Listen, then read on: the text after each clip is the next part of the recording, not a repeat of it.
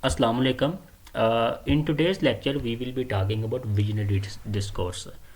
And please keep in mind that this lecture is also helpful for journalistic discourse because the terms that are used in visionary discourse, these are the same terms that are used in journalistic discourse. So this is equally beneficial for it. So as far as the phrase visionary discourse is concerned, visionary discourse एक noun phrase है. Noun phrase कैसे है कि उसमें visionary एक adjective है और discourse एक नाउन है. अब हम देखेंगे कि विजनरी का मतलब क्या होता है. ठीक है, तो this is a definition that I have taken from Oxford advance learner dictionary. ठीक है, अब इसके देखिए ओरिजिनल एंड विजनरी का मतलब क्या होता है. Original and showing the ability to think about a plan the future with great imagination and intelligence. ठीक है, अब इसमें देखें दो तीन चीज़ें आ रही हैं. एक पहले आ रही है विजनरी का. विजनरी ज़ाहिर विजन का जो है इसका एडजेक्टिव है. तो इसमें एक प्लान अबाउट द फ्यूचर आ रहा है. दूसरी बात इमेजिनेशन एंड इंटेलिजेंस आ रही है. तो जब हम जो टेक्स्ट आपके सिलेबस में शामिल हैं उनकी मदद से हम इस चीज़ का एनालिसिस कर सकते हैं कि जो इसमें राइटर्स हैं या जो स्पीकर्स हैं जैसे नेल्सन मंडेला है या जैसे हजूर सल्लल्लाहु अलैहि वसल्लम है, जैसे दूसरे राइटर्स हैं, किस तरीके के साथ फ्यूचर की प्लानिंग करते हैं, फ्यूचर के आइडिया देते हैं और उसके अंदर उनका इमेजिनेशन और उनकी जो अक्ल होती है, उनकी जो इंटेलिजेंस जहानत किस तरीके से इन्वॉल्व होती है. ठीक है, अब डिस्कोर्स जो था, डिस्कोर्स की मुख्तलिफ डेफिनेशन हैं, लेकिन ये मैंने फिर बताऊं कि ऑक्सफोर्ड एडवांस लर्नर डिक्शनरी से लिया है. तो the use of language in speech और writing in order to produce meaning, language that is studied. ठीक है, देखिए ज़ुबान जो होती है, ज़ुबान का जो एक मुताला करना होता है, ज़ुबान किस तरीके के साथ जो होती है अपने हमारे आइडियाज़ को, हमारे थाट्स को, हमारी फीलिंग्स को एक्सप्रेस करती है, उसका जब हम साइंटिफिकली एनालिसिस करते हैं तो वो डिस्कोर्स एनालिसिस होता है. ज़ाहिर है हमने ये जैसे कि डिस्कोर्स एनालिसिस लिंग्विस्टिक्स के अंदर एक टॉपिक है. तो अब हम इसको देखते हैं कि विजनरी डिस्कोर्स ज़ाहिर है वो डिस्कोर्स होगा. ठीक है, कि जो ओरिजिनल होगा. ठीक है, जो कि एबिलिटी को शो करे कि जिसमें फ्यूचर प्लान और उसमें इमेजिनेशन इंटेलिजेंस शामिल होकर उसके अंदर हम उस ज़ुबान का, लैंग्वेज का मुताला करते हैं कि ज़ुबान किस तरीके के साथ, लैंग्वेज किस तरीके के साथ मीनिंग को प्रोड्यूस करती है और उस मीनिंग की हम स्टडी करते हैं. यानी आप ये कह सकते हैं कि डिस्कोर्स के अंदर हम स्टाइलिस्टिक्स को भी लेके आते हैं जो एक लिंग्विस्टिक्स की ब्रांच होती है, और हम इसके साथ प्रैग्मेटिक्स को भी लेके आते हैं. प्रैग्मेटिक्स का मीनिंग होता है यानी द मीनिंग इन कॉन्टेक्स्ट. सिमांटिक्स होता है एक प्रैग्मेटिक्स होता है. ठीक है, तो प्रैग्मेटिक्स इसके अंदर आ जाता है. ठीक है, ये होता है. इसके बाद डिस्कोर्स मार्कर. आप देखें कि जैसे कि मिसाल के तौर पे हम जब अंग्रेज़ी बोलते हैं हम आमतौर पर लफ्ज़ बोलते हैं by the way, on the other hand, well वगैरह वगैरह, इस तरह के अल्फाज, ये डिस्कोर्स मार्कर्स होते हैं. डिस्कोर्स मार्कर्स का मतलब ये होता है कि ये हमारे जो डिस्कोर्स होता है हम जब बोल रहे होते हैं उसको ऑर्गेनाइज करते हैं.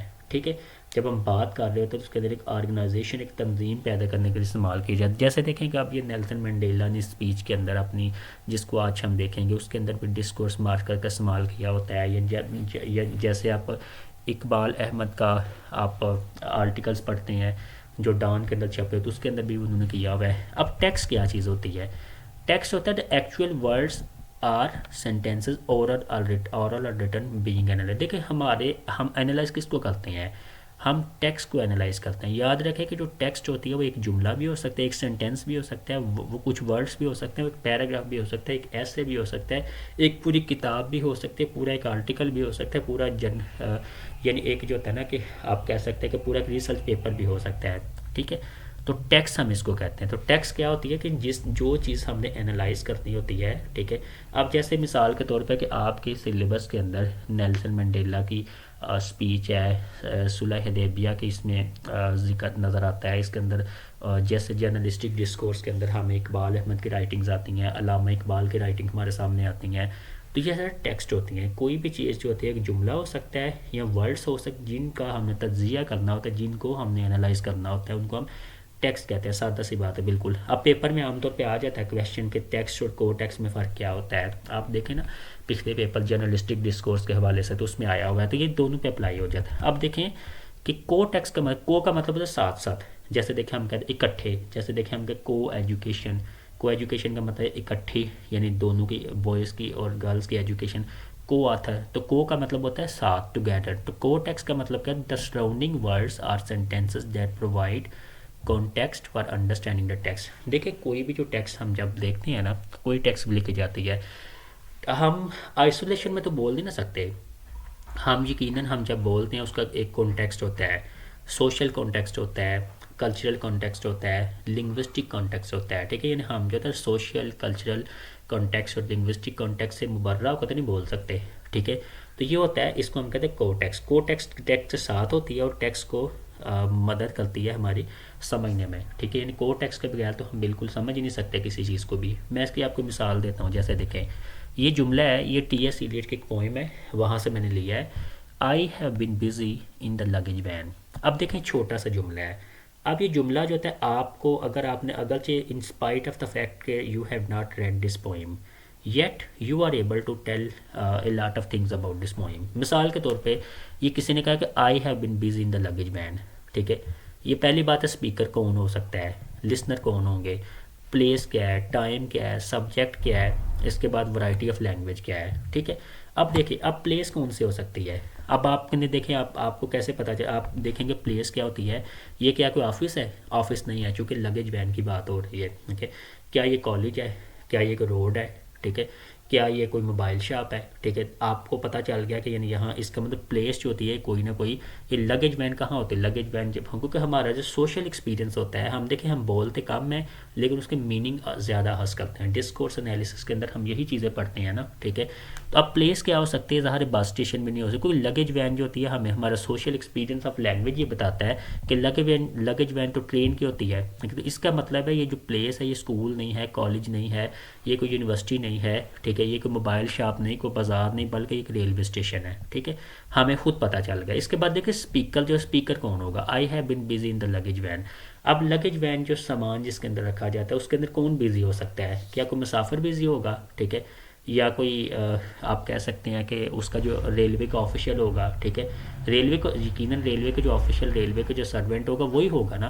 तो इसका मतलब होगा जो स्पीकर है, स्पीकर कौन है? ये कोई टीचर नहीं है, ये कोई प्रोफेसर नहीं है, कोई डॉक्टर नहीं है, बल्कि क्या है, आपको सोशल एक्सपीरियंस इस जुमले का ये बता रहा है कि स्पीकर इसका कोई ना कोई जो होता है ना, यकीनन इसका कोई रेलवे के से ताल्लुक़ रखने वाला कोई शख्स होगा, ठीक है। तो ये होगा।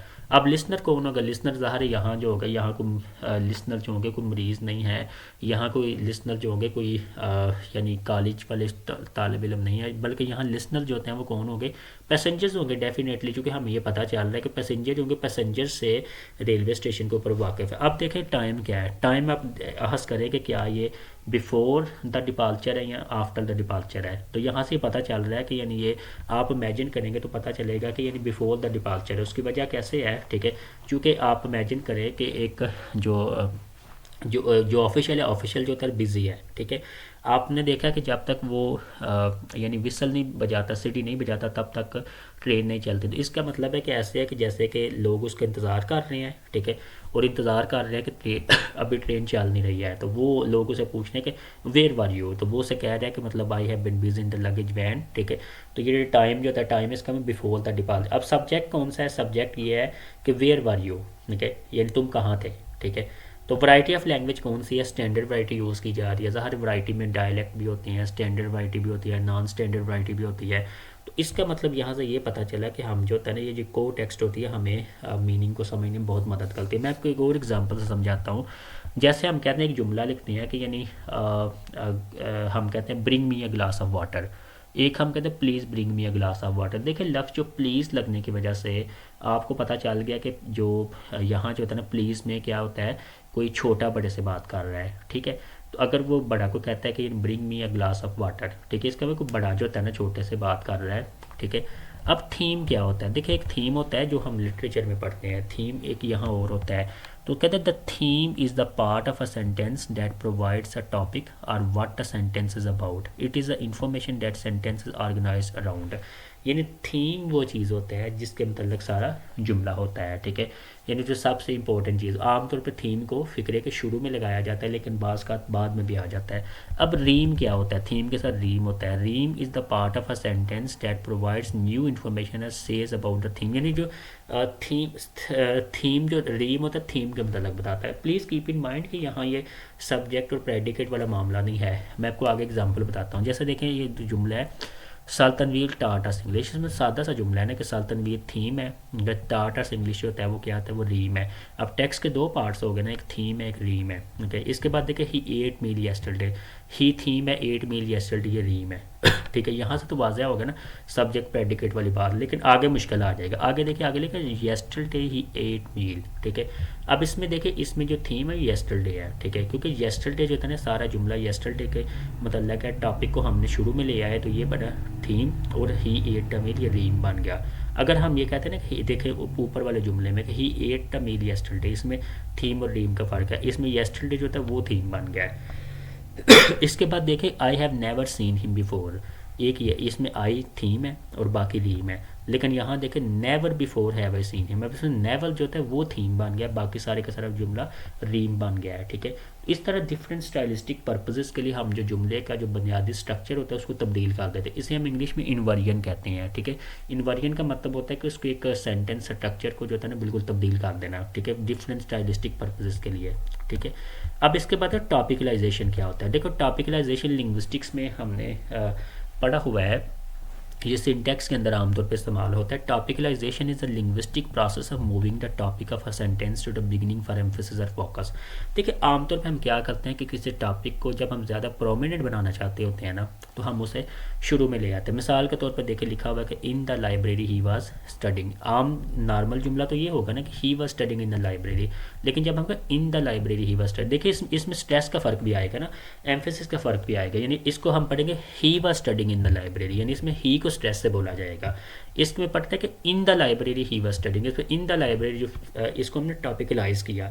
या देखिए जुमला है कि टू जेल डिड ही गो, ये आम जुमला तो था ही वेंट टू जेल, तो अब हम टू जेल डिड ही गो। ठीक है, यहाँ इसका हमने टॉपिकलाइज कर दिया। अब ये तो आगे आता है डिस्कोर्स स्ट्रक्चर क्या होता है। ठीक है, ये दोनों के लिए है, मैंने पहले बताया है कि जर्नलिस्टिक डिस्कोर्स में भी ये है, विजनरी डिस्कोर्स के अंदर भी है। स्ट्रक्चर ऑफ डिस्कोर्स का मतलब ये होता है कि organisation of information in a sequence as suits the occasion. ठीक है, जिस तरह का मौका होता है, जिस तरह का मौका महल होता है, उसके मुताबिक जब आप अपने डिस्कोर्स को, अपनी स्पीच को, अपनी राइटिंग को स्ट्रक्चर करते हैं ना, जिस तरह ऑर्गेनाइज करते हैं, ठीक है, उसे हम कहते हैं डिस्कोर्स स्ट्रक्चर हम कहते हैं। ठीक है, ये तो अब इसमें दो चीज़ें होती है। डिस्कोर्स स्ट्रक्चर अगर पेपर में आपका क्वेश्चन है तो उसमें दो चीज़ें होंगी, एक होता है स्टेजिंग, एक होता है थीमेटाइजेशन। ठीक है, अब स्टेजिंग क्या होती है, it refers to the organisation of information. ठीक है, कि इंफॉर्मेशन को ऑर्गेनाइज करने का तरीका होता है। मिसाल के तौर पे कि मैंने कौन सा जुमला कब बोलना है, आगे क्या बोलना है, आगे क्या बोलना है। जब हम नेल्सन मंडेला की स्पीच को देखते हैं तो हमें ये बात बिल्कुल वाज़ह नज़र आ जाती है। ठीक है,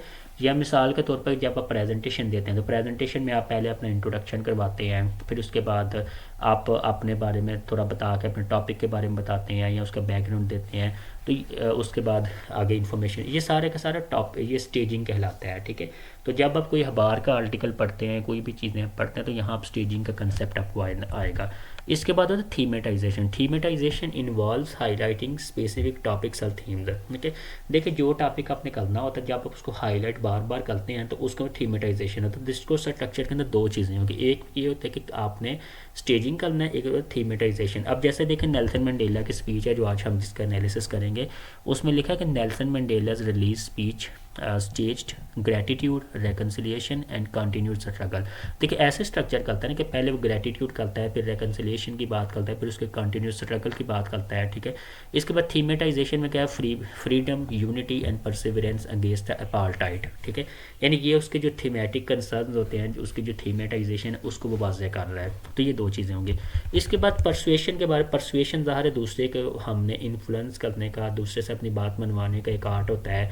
ये एरिस्टोटल की किताब है द आर्ट ऑफ रेथोरिक, उसके अंदर उसने बताया हुआ है।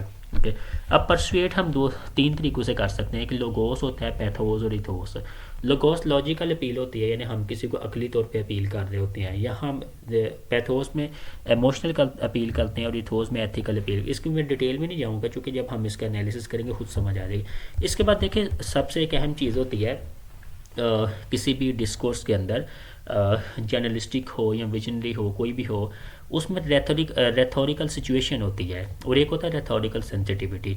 देखिए rhetorical situation encompasses the context, audience, purpose and constraints of the communication. ठीक है, देखिए इसमें ये होता है कि यानी आपके ऑडियंस कौन है, आपका मकसद क्या है। मिसाल के तौर पे कि यानी आपका मकसद किसी को क्रिटिकल थिंकिंग करवाना है, आपका मकसद किसी को रुलाना है, आपका मकसद किसी को हंसाना है, आपका मकसद किसी को अपने साथ कायल करना है, आपका मकसद किसी को जज्बाती करना है, ठीक है। तो ये सारे के सारे रेथोरिकल सिचुएशन होती है, ठीक है।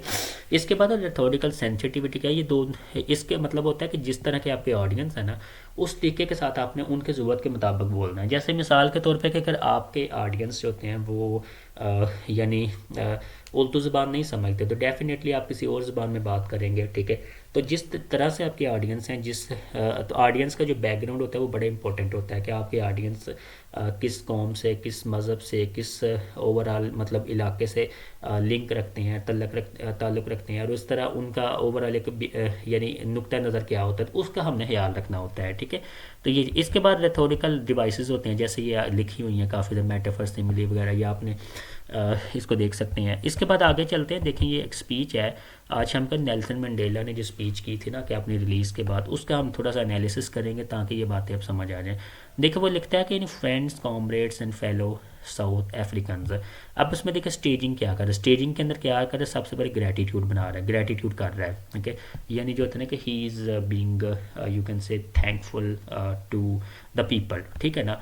अब इसमें क्या होता है, ये ग्रेटिट्यूड है, ठीक है। और इसमें देखते हैं कि आगे आता है इसमें थीमेटाइजेशन क्या होती है, उसे शुरू में बता दी हुई है कि I greet you all in the peace name of peace, democracy and freedom for all. अब इसमें देखें थीमेटाइजेशन का मतलब होता है कि इसमें जो मेन जो उसके पॉइंट्स उसने शुरू में हाईलाइट कर दें, जैसे कि एक हम ऐसे के थीसिस स्टेटमेंट नहीं देते, ऐसे उसने शुरू में बता दिया कि यानी उसने पहले लोगों को एड्रेस किया है, ठीक है, यानी दोस्तों, ठीक है, इस तरह उसने कॉमरेड्स, ठीक है, उनके उन नामों से एड्रेस किया जिससे वो अटैच है, ठीक है ना।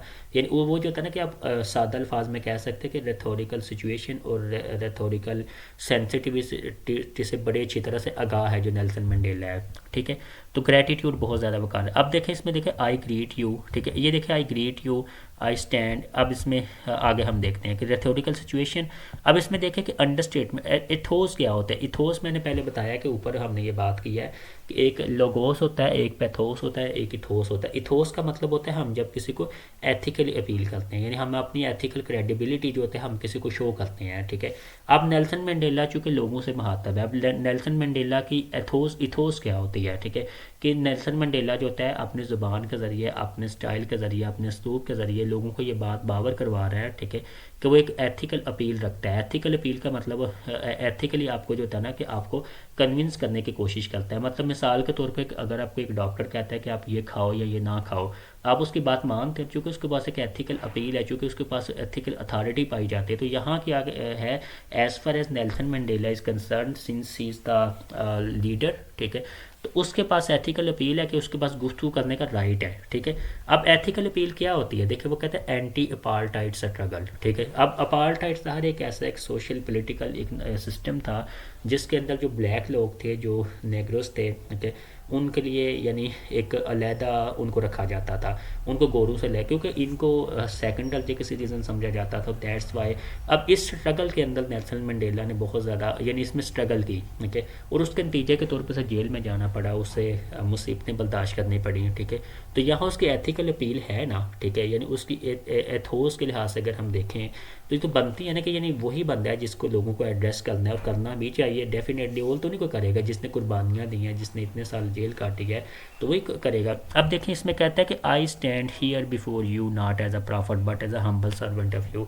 देखिए अब यहाँ आप खुद देखें कि जो नेल्सन मंडेला का जो स्टेचर है, जो उसका एक स्टेटस है, ठीक है, वो तो बहुत अजीम स्टेटस है, वो तो बहुत बड़ा है, इतना बड़ा फ्रीडम फाइटर है, लेकिन अपने आप को जो है बड़े हम्बल तौर पे पेश कर रहा है, ठीक है। अपने आप को जैसे कि इसको तो अंडरस्टेटमेंट का मतलब ये होता है कि जब हम किसी चीज़ को, ये ओवर स्टेटमेंट का अपोजिट होता है। ओवर स्टेटमेंट का मतलब होता है एग्जैजरेशन करना, अंडरस्टेटमेंट का मतलब होता है कि यानी अपनी इंपॉर्टेंस को कम तौर पर पेश करना, डाउन प्ले करना, ठीक है। उसके मुख्तलिफ इफेक्ट होता है। यहाँ से क्या अगर नेल्सन मंडेला भी क्या कर रहा है कि यानी despite the fact that he is a great leader, he is actually minimising his importance before the people, ठीक है। वो लोगों के साथ यानी घुल मिल रहा है, वो लोगों को ये रियलाइज़ करवा रहा है कि मेरे और आप में फ़र्क नहीं है, ठीक है। असल में अगर आज मैं इस मकाम पे तो आप लोगों की वजह से हूँ, ठीक है। ऐसा होता है, जितने बड़े लीडर्स होते हैं वैसे ही करते हैं। जैसे मिसाल के तौर पे ये एक मैं तकरीर सुन रहा था और जुल्फ़िकार अली भुट्टो के, तो जुल्फ़िकार अली भुट्टो लोगों को कह रहे हैं, ठीक है, कि भुट्टो एक नहीं है, भुट्टो दो हैं, ठीक है, एक मैं हूँ और एक आपके अंदर भुट्टो है। इसका मतलब होता है कि ये एक चीज़ें असल में एसोसिएशन पैदा करती हैं, ठीक है। तो ये देखें किस तरीके के साथ जो होता है ना, यानी वो परसुएशन कर रहा है, ठीक है। अब अगर वो ये कहेगा कि यानी मैं एक अदना सा गुलाम हूँ, अदना सा आदमी हूँ, ठीक है, और देखिए आगे उसने क्या कि your tireless and heroic sacrifices have made it possible, इसमें लोगों को क्रेडिट दे रहा है, ठीक है। It means that he is trying to associate the struggle with the struggle of the people, ठीक है।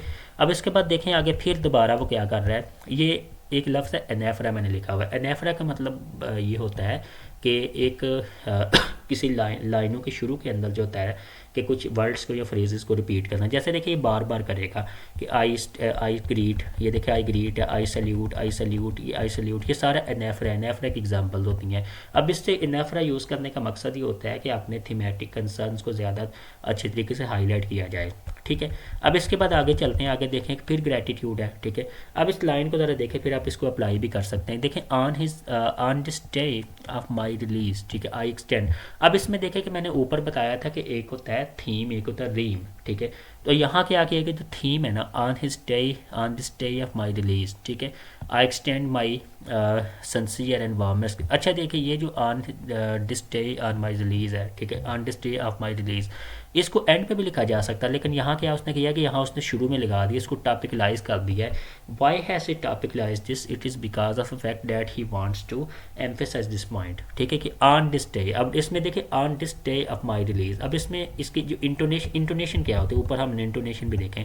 इंटोनेशन लिंग्विस्टिक्स में आप आमतौर पर आपने पढ़ी होगी फोनेटिक्स एंड फोनोलॉजी के अंदर कि ये राइज एंड फॉल जो होता है ना हमारी, ठीक है, पिच जो होती है, इसको हम इंटोनेशन कहते हैं। अब यहाँ देखें स्ट्रेस के लिहाज से कि on this day of my release, अब यहाँ स्ट्रेस किसके लिए, ऑन डिस डे के ऊपर का। डिस डे क्यों इंपॉर्टेंट है, क्योंकि डिस डे जो होता है ना असल में ये उनकी स्ट्रगल का आउटपुट है, ठीक है। यानी उसने इतनी जेल काटी, इतनी मुसीबतें काटी, लेकिन आज का दिन जो था, आज के दिन क्या हो कि वो लोग आज़ाद हो गए हैं, ठीक है।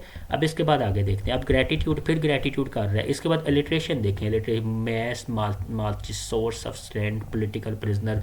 अब ये जो देखिए एलिट्रेशन होते हैं ना, ये राइटर्स यूज़ करते हैं या स्पीकर यूज़ करते हैं अपनी लाइनों को ज़्यादा म्यूज़िकल और ज़्यादा जो होता है ना इफेक्टिव बनाने के। जैसे देखिए आप पॉलिटिकल प्रिजनर, अपने प की जो साउंड आ रही है, या जैसे देखिए स आ रहा है, यहाँ म के साउंड आ रही है, बाइलेबियल साउंड है, या यहाँ दूसरी साउंड आप देख लें, यहाँ बाइलेबियल साउंड है, ठीक है। तो इसका मकसद क्या होता है कि जो थीमेटिक कंसर्न है, यानी political prisoner, it mean that he was a prisoner but he was a political, ये पॉलिटिकल लफ्ज़ यूज़ करना और प्रिजनर के साथ यूज़ करने का मतलब ये होता है कि यहाँ जो होता है ना उसकी सारी की सारी एक हिस्ट्री ट्रेस हो रही है, ठीक है। इसके बाद आगे देखें फिर ग्रेटिट्यूड हो रहा है, ये स्टेजिंग हो रही है, याद रखें ये जो ग्रेटिट्यूड कर रहे हैं ना, देखें आप इसका स्टेजिंग देखें। पहले इसने क्या किया है कि उसने लोगों को यानी एड्रेस किया, उसके बाद देखिए उसने क्या किया है, थीमेटाइजेशन, उसने थीमेटिक कंसर्न को वाज़ा किया। उसके बाद बार बार ग्रेटिट्यूड ये हो रहा है, सारी स्पीच जो होता है ना, यानी आप समझ लें ग्रेटिट्यूड जो होता है ना उसने एक डिवाइस के तौर पे इस्तेमाल किया है, एक ऐसे थ्रेड के तौर पे इस्तेमाल किया है कि जो कि सारी का सारी स्पीच के फैब्रिक के अंदर रन करता है, ठीक है। ये ग्रेटिट्यूड उसने इस्तेमाल किया, बार बार ग्रेटिट्यूड करेगा। अब इसमें देखें इसने ईडीएम इस्तेमाल कर रहा है, ठीक है, कि लाइफ एंड लिम, ठीक है, यानी ये फ्रेज यूज़ कर रहा है, ठीक है। वो कह रहा है you have sacrifice life and limb, ठीक है। अब देखें कि इडियोमेटिक फ्रेज है, अब यहाँ जो होता है कि लोगों को इमोशनली अपील करने की कोशिश कर रहा है, यानी ये जो स्ट्रगल हुई है, जिस स्ट्रगल के नतीजे में आज वो बाहर आया और आज उनको आज़ादी हासिल हुई है, ठीक है, असल में ये ऐसे ही उनकी लाइफ और लिम को सेक्रीफाइस करने का नतीजा है, यहाँ ये बात कर रहा है। इसके बाद आगे देखें ये सारी उसने लिखी हुई हैं ऐसी चीज़ें काफ़ी लंबी लंबी। अब इसमें देखें फिर वो एलिट्रेशन आ रही है, ठीक है, मैस मोबिलाइजेशन।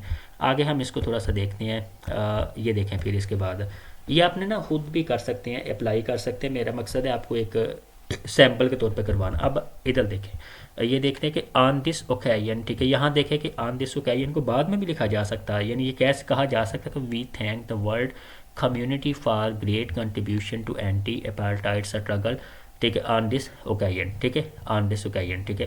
अब ऑन दिस ओकेजन को फिर शुरू में लगाने का मकसद, ये एक प्रेपोजिशनल जो फ्रेज है ऑन दिस ओकेजन, ठीक है, इसको टॉपिकलाइज किया गया है, ठीक है, उसको वहाँ से उठा के यहाँ लेके आया गया है क्योंकि इसकी डिफरेंट स्टाइलिस्टिक पर्पजेज हैं, ठीक है। इसका मतलब ये होता है कि यहाँ ऑन दिस ओकेजन, ठीक है, दिस के ऊपर स्ट्रेस किया जाएगा और दिस की वजह से इसका मतलब कि दिस के जो दिस ये इसको इम्पोर्टेंट बनाया जा रहा है, ठीक है। अब आगे चलते हैं, अब आगे फिर देखें टुडे द मेजॉरिटी ऑफ, फिर टॉपिकलाइजेशन आ गई। इसके बाद देखें यहाँ लिखा the fabric of family life million of my people has been shattered million are home. यहाँ क्या कर रहे हैं, यहाँ लोगों को वो मतलब कन्विंस कर रहा है, परसुएट कर रहा है, लोगों को अपनी बात बता रहा है, लेकिन किस तरीके से, पैथोस के ज़रिए समझा रहा है। पैथोस का ज़ाहिर है जब लोग इसको सुनेंगे, जब इस बात को कि the audience who are standing before him, ठीक है, जो उसकी बात को सुन रहे हैं, जो उसके सामने इन है, ठीक है, तो वो खुद वो इमोशनल तो होंगे ना, उनके ऊपर जज्बात तो तारी होंगे, ठीक है।